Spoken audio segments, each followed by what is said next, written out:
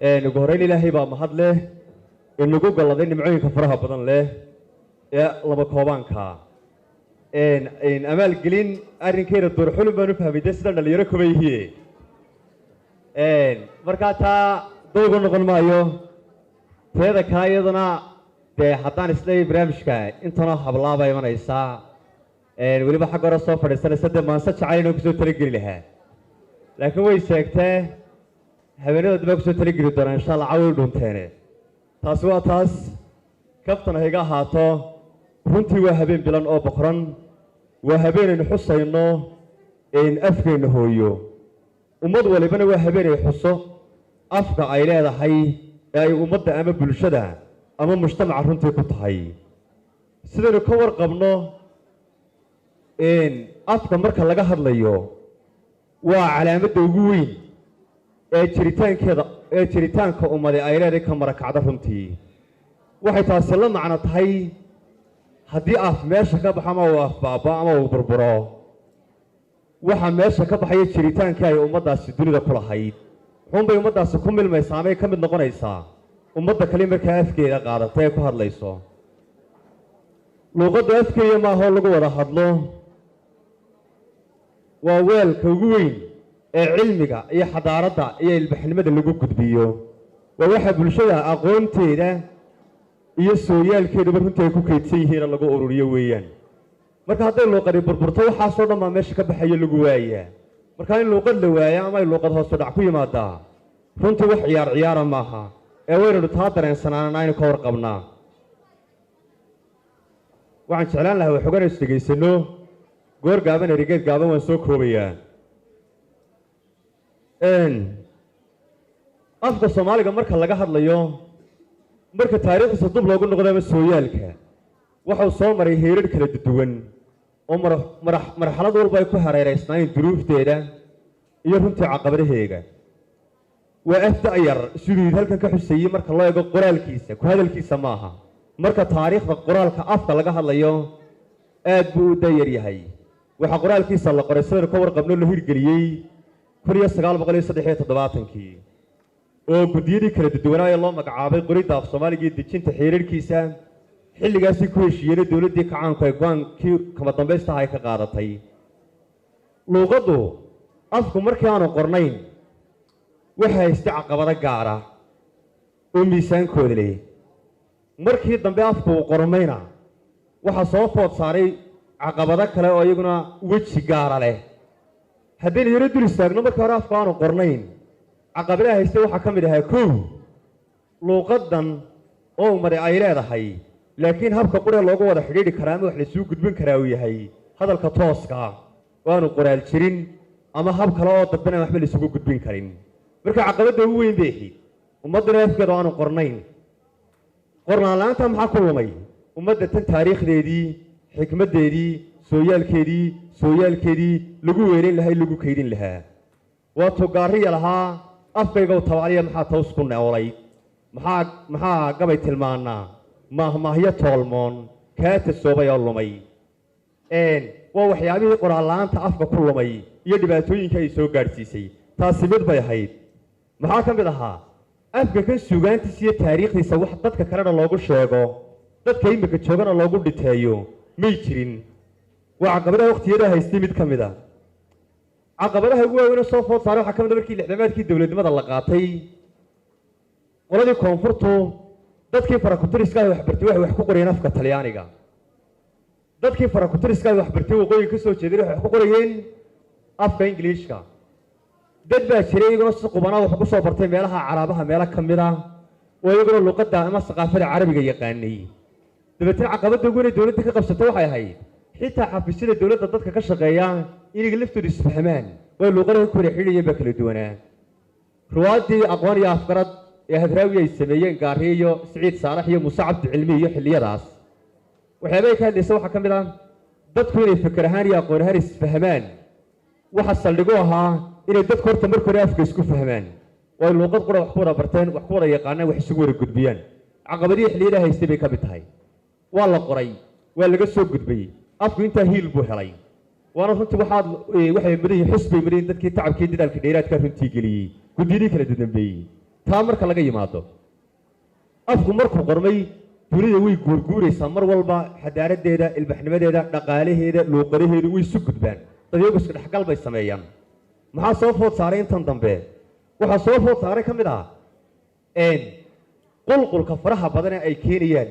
agabka kala duwan ee dibadda ka keenayna maadaama wax soo saar aynaan lahayn haba yaraatee wax soo saarkeenu uu hooseeyo tiknoolajiyadda ugu horeyso iyo agab kasta ama qalab kasta oo dibadda kala dhimaadna muxuu wataa afkiisa iyo luuqadiisu wataa taasi maxay hagardaamo ku tahay markastoo shay dibadda inooga yimaado waxa uu meesha ka saaraa magac ama shay kale oo afkeena kaalintaa ku lahaabuu meesha ka saaraa haddii waxaas socdaanna waxay noqonaysaa marka dambe dee afkeena inaynu ka wada guurno waa daad kusoo qulqulaya weeyaan oo u baahan in laga mooso waa mid weeyaan maxaa loo baahan yahay eray bixintii in eray bixin la sameeyo laga fikiro hay'adaha la xidhiidha dowladda waxyaabahaasoo dhan inay iska xil saaraan dadka aqoonta leh maxaa ka mid ah in aqoonta heerar loo sameeyo aqoontu waxay leedahay waxaan leeyahay luuqadda in heerar loo sameeyo iid baa sidoo kale xusay taasan fale carabka ku dhuftay luuqad waliba waxay leedahay luuqad waxaan leedahay standard inay leedahay luuqad dadka isku wada fahmaan oo la isugu gudbiyo manhajta lagu qoro bugaagta cilmiga lagu qoro saxaafadda ku hadasho marka afka carabiga laga hadlay haddaad dhegaysato saxaafadda afka carabiga ku hadasho waa isku wada luuqad weeyaan luuqadda fusxada bay ku hadlaysaa laakiin waxaa laga yaabaa ayagu wadamada kala duwan ee carabta ama carabiga lagaga hadlaa hadday isdhex galaan inaan isfahmin baa suurtagala marka qodobka ugu muhiimsan afkeennu ka maqan ama aan la samaynin intaas ee meesha ka baxay waxa weeyaan in luuqad dhexe oo dadku isku fahmaan saxaafadda iyo manahijta iyo qoraalada kala duwan lagu sameeyana inaan la samaynin oo dadku isla wada fahamsan yahay oo aan laga bixin xuduudeeda marka waxa isku dhex qasmay erayadii suuqiga ahaa iyo afkii caadiga ahaa baa isku qaldamay maxaa sidoo kale ka mid ah afku waxa ugu weyn u tabanaya waxa weyn oo ku gablabay waa doorkii aqoonta iyo aqoon-yahanka waxaad moodaa aqoon-yahankeennu af soomaaligeena inuu dhibaato ku hayo innagoo aynu iska bilowno qof kasta oo innaga inaga midi waxaad moodaa iska daa inuu afka waxu taree waxyeello ku soo kordhiyaa waxaa ka mid a qofka soomaaliga ahi waa inuu aaminsanaado way ka dhadhacsanaataa hantida ama dhexalka ugu weynaad haysataa waa afkaaga waxa ugu weyn inaad u ilaalisaa dadkaagana waa afkaaga markaad wax soo barato inaad luuqada barataa waa muhiim aqoonta laga qataa la isugu gudbiyaa aad baratid laakiin wanaad goosdambeedka ku haysataa luuqadaada innagoo qofka aqoon-yahanka inoo soo baxaa muxuu sameeyaa hadduu afka ingilishka wax ku bartay wuxuu isku dayaa markuu halka kanoo kala joogo ee intanoo qof uu la hadlayo 500 qof uu la hadlayo ama 200 qof uu la hadlayo ama dad ka baranba inuu wax ugu sheego ingilish waa nasiib darro weeyaan inuu qofka kani fahmi waayo dad kale la joogo waxay wax ku fahmayaan waxay ilaashadaan iyo waxay dhowrtaan oo luqad kale ugu qudbadeeyo waxa laga yaabaa qofku hadduu luqadda carabiga ama luqadda talyaaniga ama luqado kale duwan wax ku soo bartay inuu luqadda kale duwan wax ku gudbiyo wax ugu sheego waa falxumo weeyaan waana gudaloolooyinka ay leedahay waxa ceeba inaynu munaasabadahan kale isugu nimaadno sanad walba hargeysa meesha doonaan ba ka dhacaan sanadlaha ahaadaan bilaha ahaadaan maxaynu samaynaa waxaynu dadka ku karbaashnaa inuu caqligooda iyo aqoontooda iyo qalbiyadooda ku caynaa iyo luuqadooda ku bahdilaa afaf qalaad oo dadka aqoonta ugu horeeya dadka aqoonta inoo sheeganaya marka bal qofka aqoon-yahanka isaga xil iyo mas'uuliyad gaar ah ka saaran waa inuu taa dareensanaada waafkiisa weyneeya oo muunaya oo ku faanaa hay'adaha ka shaqeeya ama mu'asasadaha aan idhaahdee mee xarumahan oo kale waa inay xil gaara iska saaraan oo iyagu ugu horeeya dadka ka shaqeynaya waxyaabaha kan afkeenna waxyaabaha ka cabanay waxaa ka mid ah qofka aqoon-yahankaahi hadduu wax soo barto oo laakiin aqoontiisa aamini waayo oo istirado haddaanad luuqado qalaad ku qaldin ereyga bixintaada aqoon-yahan lagu moodi maayo kaamiyaynu aqoon-yahan ku sheegi karnaa kuma sheegi karna dee aqoon-yahan xitaa isagaa iska shakisan dee waana qofka horta isagu marka hore shaki baxaadee isagaa iska shakisan wuxuu isleeyahay haddaad luuqad qalaad ku dardari weydo waxaa lagu odhanaya wallahi kana shaambadii ma wato ama ijaasadii ma sito waxyaabaha ka mid a markaa maansada yaraan akhriyi doonee agoon waxay maansadu ka hadlaysaa afkay u cabanaysaa waa baroordiiquun waxay ka sheekanaysaa dhibaatooyinkaa faraha badan afka soo food saaray waxay ka warramaysaa dadkiisan ka guuray ee haysan waayey ee ka faanaya halka ku faani lahaayeen markaa maansadu maan akhriyayaa barnaamijku uu ballaadhayey hadalkana waan soo koobayaa maansadu waxay odhanaysaa afkayga wareentiyo waran iyo abley iyo maxaa eeba kugu mudan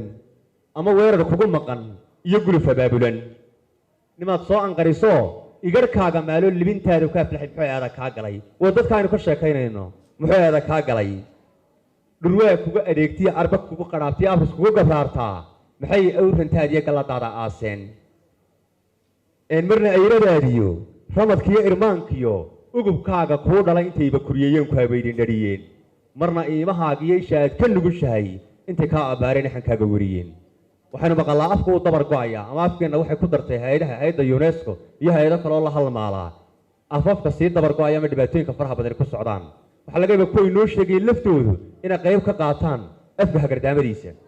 marna ayradaadiyo ramadkiyo irmaankiyo ugubkaaga ku dhalay intayba kuryeeyeen ku habaydin dhariyeen marna iimahaagiyo ishaad ka nugushahay intay kaa abbaareen xankaaga wariyeen damqashada axdaadiyo ilinta iyo hibashada indhahaaga qoysiyo umalka iyo tabashada urugada ku haysiyo uurkutaalladaadiyo eelkiyo tabaalada adhexdaada dubatiyo tabcadiyo ihaanadu waa eed sokeeya ayaankaagu daranaya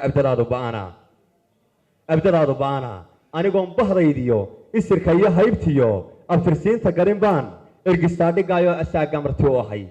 waxaan ahay qof fiisho umadaha dhiggiisa ku aanbaray middoodo ereyada qalaalood xirfad iyo aqoon iyo ilbaxnimo ka dayayo ku asqoobay awdalan barad iyo ardaag iyo edeg iyo rugtiisii Soomaalidu waxay ku mahamada kitaab aqalkiisu loo diiday sayaxa laabaday barad iyo ardaag iyo edeg iyo rugtiisii kutub laga irdheeyo abhiyeen dadkiisii sayax iyo laabaday fad iyo dabayshe adigoo arradan baan afaf kale hugoodiyo udubkiyo dhigtoodiyo aslaya reerkoodana qalkooda bilaya adigoon goblaminoo oobtiyo xabaashiyo weli iilka lagu dhigin ayaan aarankaaga iyo ehelkiyo ciddaadaad irkashada bidaysa abaalkaaga gudila orobiyo giriig iyo afqalaad ku ababshaa adigoo alkumanoo dhidibkaagu adegiyo murtidaada ulanto ifka haybad kulahoo nacabkiiyo addoonsigu weligood itaal iyo cudud armi kugu jebin ubadkiyo dhashaada intay kaaga exdaan ingiriisi doorbiday dunidiyo ayaamaha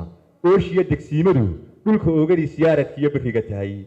afba wuxuu ku eertaa garab iyo ilaaliya gaashaan ka eegaa siidhkiyo iniintiyo inta laga abqaalee amarkiisa sidatee ku adeegta noloshee agoon iyo rajaatay afadii ku curatiya aabbihiiba nooliyiin ururiyo shan guuto ooshoodu siman tahay adigoo ka beermoo magacooda ka isiran haddii loomooyiyo mari oodan lagu baday gardarradiyo aabiga kuu qoray ulaa iyo utintaada yaa qaba jabhadaha ku aynabay inkastoonan eedaha amba gacan fayow iyo kaa sidan af nabadeed waxaa kugu itaalsaday aargooyo nacab iyo nininkari wixiisoo magiciyo astaantiyo jiridiyo ahaanshaha qofba lagu aqoonsado ka inkaara sheegto orkulaano door biday iidaanka hadalkiyo murtidiyo aftahanada runta lagu aloosiyo isagoo abwaan raba afgarooc nin magansaday ililada xareed iyo isagoo ogbaad raba omas iyo kulayl iyo nin abaar ku geediyey intifaaca noloshiyo libintiyo awoodaha aadmiga ku baaniyo isagoo abwaan raba isagoo aqoon raba jahlinimo ardaa galay nacas iyo ardaal iyo ahmal lagu shaqaysto gobonnimada iibsho gunnimada amaahdiyo orgabi rabaystaa ku wada arrimiyo ugu cudaada loogto aayaha garriigalay waad mahadsantihiin